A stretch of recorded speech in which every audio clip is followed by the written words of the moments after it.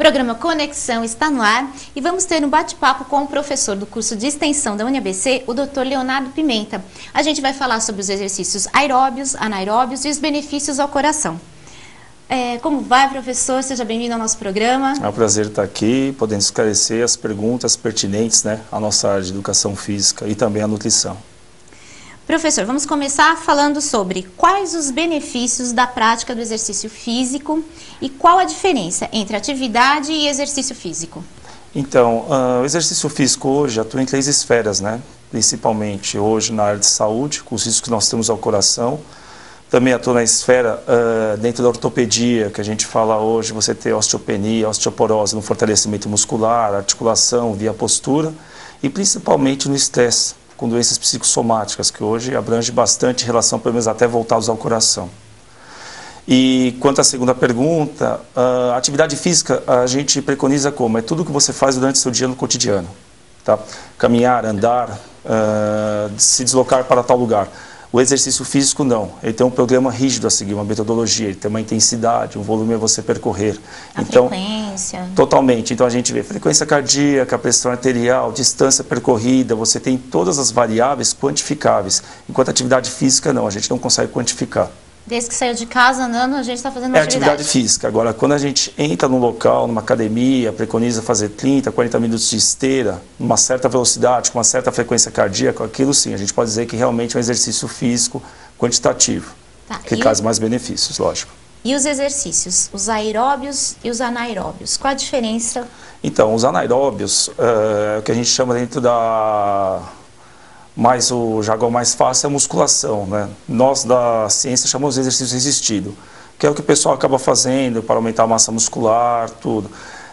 E os aeróbios é o que a gente faz como caminhar, correr, pedalar, que é normal, com utilização de oxigênio. Aquele que você acaba fazendo com mais vias musculares durante o maior tempo. Quais os benefícios proporcionados por esses exercícios? Então, via coração isso, ou... Em geral. Para o coração, hoje a gente sabe que os exercícios aeróbicos têm uma tendência muito melhor. Todos os estudos corroboram, mostrando que para o coração, para a parte arterial, os exercícios aeróbicos têm melhores resultados em relação aos exercícios anaeróbicos. Porém, os exercícios anaeróbicos ele tem uma forma ótima de aumentar o metabolismo basal, que é aumentar a massa muscular, o que vai acabar ajudando como coadjuvante em agravamentos como diabetes, obesidade, hipertensão. Mas ainda os aeróbios suplantam em relação a benefícios ao coração e à parte de artéria, Então, ainda falando sobre o coração, além de fortalecer os músculos e melhorar a resistência, como a prática da atividade física pode proteger o coração contra as doenças? Então, a prática do exercício físico, ela tem que ser aliada normalmente, quando a gente fala em proteção ao coração, a uma reeducação alimentar, que a gente chama de dieta alimentar. O exercício físico, ele possibilita fazer o quê? Você abaixar o sistema nervoso simpático, que é a frequência cardíaca que todo mundo conhece. O sujeito acaba ficando muito mais calmo fazendo atividade física. Além de que ele diminui o que a gente chama de colesterol ruim, que é o LDL, e os triglicérides. Esse danadinho é difícil de diminuir. É difícil, então. Ele acaba diminuindo e principalmente aumentando o HDL. Na verdade, ele diminui o que a gente chama de meia-vida do LDL. Mas o que faz isso? Com que o sangue consiga perfundir melhor pela artéria. Fazendo uma analogia, você tem uma mangueira onde passa óleo e você tem uma mangueira onde passa água. A água realmente vai fluir muito mais fácil do que o óleo. E isso pode gerar o quê? Este óleo seria gerar uma pressão arterial maior, que seria a hipertensão arterial. Então, assim, o exercício ela mexe tanto com o sistema central, que é o coração, como também ele tira, teoricamente, diminui, as gorduras que estão na artéria, fazendo que o sangue perfunda muito melhor para a musculatura e tenha um retorno venoso também muito mais otimizado. E o exercício é essencial junto com a alimentação, Porque não tem a ver com a massa de gordura, A pessoa pode ser gorda e não ter o colesterol alto, e uma pessoa magra. Exatamente, porque assim, a formatação de obesidade é você ter uma quantidade de gordura, razoável, que normalmente nós mensuramos por IMC, Índice de Massa Corpórea. Normalmente a pessoa obesa, ela tem 11 vezes mais chance de ser uma diabética, tem 4 vezes a mais de ser uma cardiopata, Então, assim, os cofatores que a gente fala do problema do coração, quando a pessoa é obesa, ela carrega junto, não tem como você dissociar. Então, quando a gente pega uma pessoa que tem obesidade, provavelmente ela já tem 4 vezes chance de ser hipertensa, 4 vezes chance de ter um problema no órgão-alvo que é o coração e 11, entendeu, vezes de ser uma diabética, tá? Diabética do tipo 2, aquela adquirida. Então é difícil você dizer que a obesidade pode ser teoricamente isolada. Não, você vem com os cofatores juntos, agregados. Então, algumas pesquisas mostram que os exercícios reduzem o risco de doenças coronárias. Sim. Né? Então a gente pode afirmar que eles prolongam a expectativa de vida? Qual o papel dos exercícios? Isso é uma grande loucura dentro da ciência, né? Porque a gente não tem um consenso firmado que a gente consegue prorrogar a vida da pessoa. Na nossa concepção, a gente procura fazer o quê? Melhorar a qualidade de vida da pessoa. A doença arteriocoronariana é a que mais mata no mundo hoje. E no Brasil também continua sendo uma igualdade, tá, em relação ao mundo. O que o exercício aeróbio que nós estudamos hoje faz é aquilo que eu falei. Ele diminui realmente o colesterol, que poderia lesionar a camada da artéria. Nós chamamos de endotélio, criando um machucadinho, fazendo que tenha uma obstrução, né, uma falta de oxigênio. E o coração possa entrar o quê? Em hipóxia, que seria praticamente o próximo passo, o infarto. Ele diminui esse processo e também diminui o quê? A frequência cardíaca, que é o sistema autonômico que nós falamos. Então, você juntando essas duas variáveis que a gente fala, variável central e variável hemodinâmica, o exercício se torna uma das ferramentas mais viáveis para você diminuir o risco da doença arteriocoronariana, que seria a aterosclerose, né, no caso. Professor, a gente vai para um rápido intervalo. Conexão volta daqui a pouco falando sobre sedentarismo, tabagismo. Não perca, não saia daí.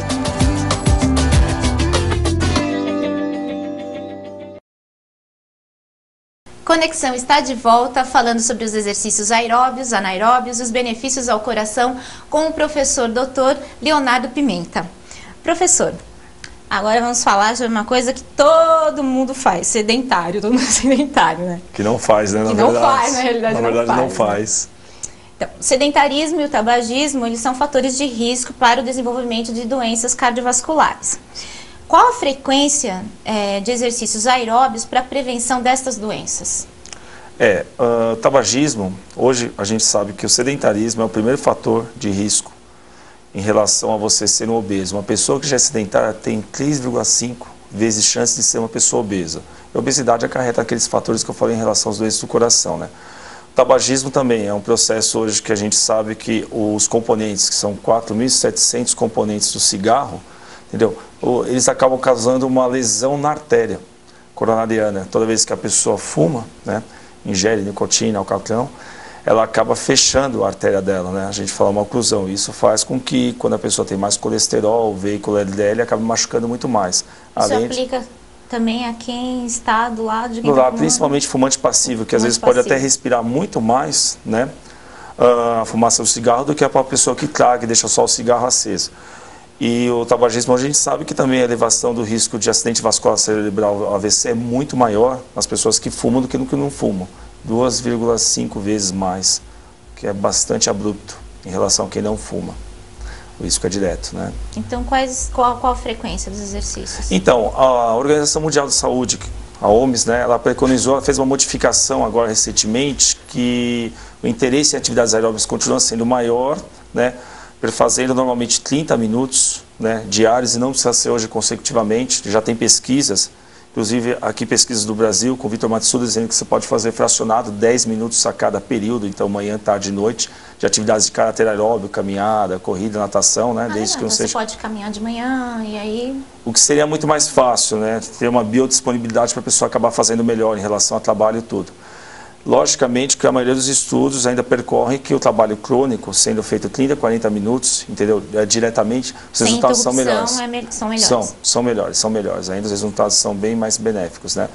E a OMS entrou hoje, né, com os cofatores, os coadjuvantes, que são exercícios resistidos à musculação, né, no caso, para ajudar nessa perda, teoricamente, de peso, diminuição da glicemia, né?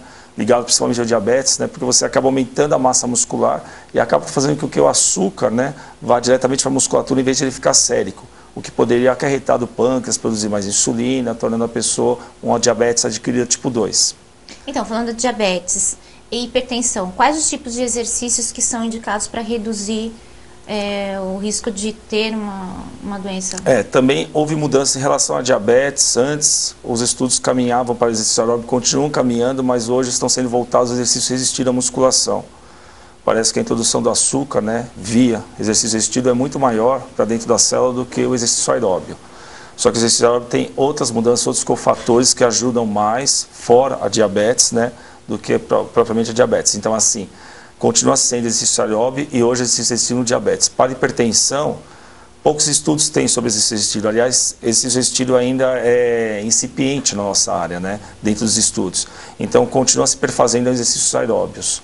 No mesmo caráter que a OMS passa, seguindo esse preceito de estar fazendo realmente 30 a 40 minutos diários, exercícios leves, moderados, daria um benefício hipotensor, ou seja, diminuiria a pressão arterial da pessoa, o que é interessantíssimo, porque alguns estudos já mostram que você pode até perdurar 48 horas com a pressão arterial muito mais baixa após exercício físico, isso para o hipertenso. Que ótimo. Você mencionou do AVC, O AVC, o acidente vascular cerebral, ele mata cerca de 100 mil pessoas por ano no Brasil e olha só, a cada 12 segundos alguém sofre um AVC no mundo. Como podemos reduzir estes dados? Mudança de qualidade de vida primeiro, A gente sabe que se você somatizar obesidade, diabetes, hipertensão, colesterolemia, sedentarismo, tabagismo, você está virando uma bomba pronta a acontecer alguma coisa, a não ser que você tenha uma genética fabulosa, mas o quadro que você está criando realmente é o quadro que propicia você aumentar a sua pressão arterial, virar um hipertenso, e de hipertensão realmente você tem um quadro muito mais suscetível a ter um AVC, um acidente vascular cerebral. Porque o aumento da pressão arterial corrobora e você também tem um acidente vascular cerebral, porque isso aumenta os níveis pressóricos, das artérias na região do cérebro. Então, assim, primeira coisa que a gente constitui é o quê? O tabagismo é um fator muito preponderante, e principalmente não chegar no estado clínico de hipertensão, porque todas as doenças, diabetes, obesidade, colesterolemia, ou até o sedentarismo, estresse também, pode levar à hipertensão. Da hipertensão, a falência do órgão-alvo, ou você criar um distúrbio, vaso, que seria artéria, pode ser uma artéria coronariana, uma artéria mesentérica, ou uma artéria cerebral como um AVC, então fica muito mais fácil de acontecer. Então, o objetivo é o quê? Qualidade de vida e evitar chegar num quadro de hipertensão. Outro dado aqui interessante também. Segundo o Ministério da Saúde, cerca de 13% da população adulta é obesa e 48% está acima do peso. A obesidade também pode levar à morte, então é sério. De acordo com o médico Alfred Halpert, calcula-se que entre 50 e 100 mil brasileiros morrem por ano de obesidade. Como os exercícios podem ajudar a reduzir também estes dados aí que são terríveis, A obesidade é uma doença crônica, multifatorial, que você não pode cercar só pelos exercícios.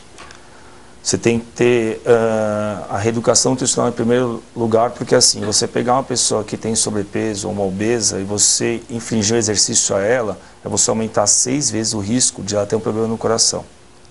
Então, às vezes, o obeso ele tem que começar de que forma? Se reeducando a alimentação, junto com o acompanhamento do endocrinologista e um perfil psicológico por trás. Porque assim, as mudanças de hábitos deles são radicais antes de ele começar a colocar um tipo de atividade física, exercício físico. Para ele, em certo grau de obesidade, quando a gente tem de obesidade terceira ou mórbida, que nós falamos, a pessoa já fica difícil de se deslocar. Qualquer coisa que ela acabe fazendo é um cansaço geral. Então, assim, mudanças de hábito. Primeira coisa, verificar os hábitos alimentares delas. Segunda coisa, parte medicamentosa. Entrar realmente, se for necessário, endocrinologista, remédios, que diminui a parte de glicemia, de colesterol. Provavelmente ver se esse obeso tem alguma propensão. Normalmente ele é da hipertensão, e a hipertensão é uma doença que ela é sintomática, as pessoas acabam não sentindo. E 20% da população tem. Quando a pessoa obesa, 80% a 90% da população pode ter, quando ela já cai nesse quadro. Modificar primeiramente esses fatores. Depois passa o exercício de caráter leve, sendo aeróbio e também hoje anaeróbio como coadjuvante, porque é importante você aumentar a massa magra, porque você aumenta o metabolismo basal. O metabolismo basal consome 70% em gordura. E quando você consome em gordura sem fazer atividade física nenhuma, é o que todo mundo quer. Então, assim... Não tem milagre também. Não tem. As pessoas, o que nós estudamos é o seguinte, o aeróbio, você tem realmente a utilização do ácido graxo, que é a gordura, preponderantemente na hora.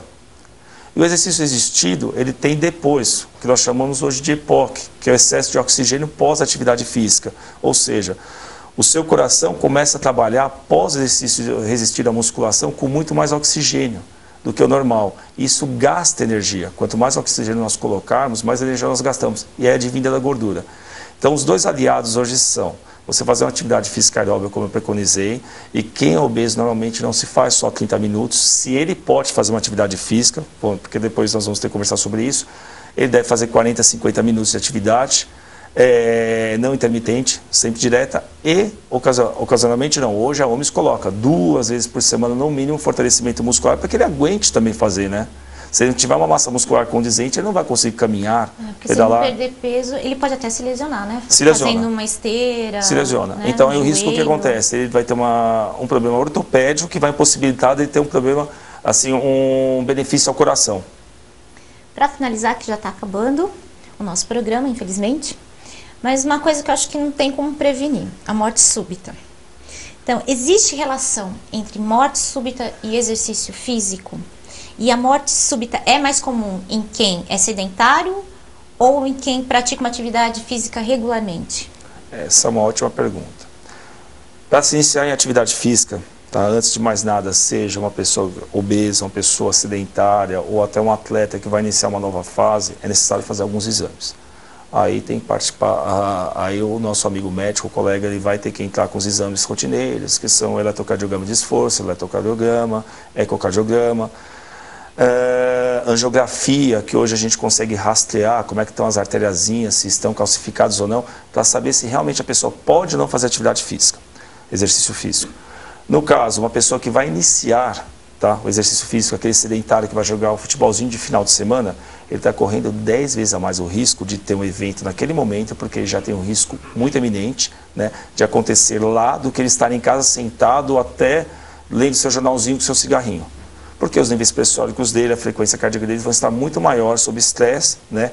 E naquele caso, se ele não vasculhar o corpo dele, fizer os exames iniciais, ele pode vir a ter um evento. Então, assim, a morte súbita, ela acontece para as pessoas que são sedentárias e acabam colocando o coração em risco por ocasionar um estresse. É logicamente que uma pessoa que fica estressada em um certo momento também pode ter, entendeu, um infarto no miocárdio e ter uma morte súbita. Só que no exercício é inteiramente sabido que realmente vai aumentar a frequência cardíaca e a pressão arterial. Então pode vir a ter. Agora, a pessoa que faz atividade física crônica, ela tem todo um leito vascular, que a gente fala que o sangue perfunde muito melhor, ele não tem uma resistência vascular periférica, ou seja, o coração ele bombeia e não tem nada que freie ele. Então a pressão arterial dele está normal, porque o sangue passa por toda a periferia e retorna pelo sistema venoso perfeitamente bem. A pessoa que faz atividade física, exercício físico crônico, ela tem todos os benefícios totalmente diferentes para quem vai iniciar a fazer o exercício.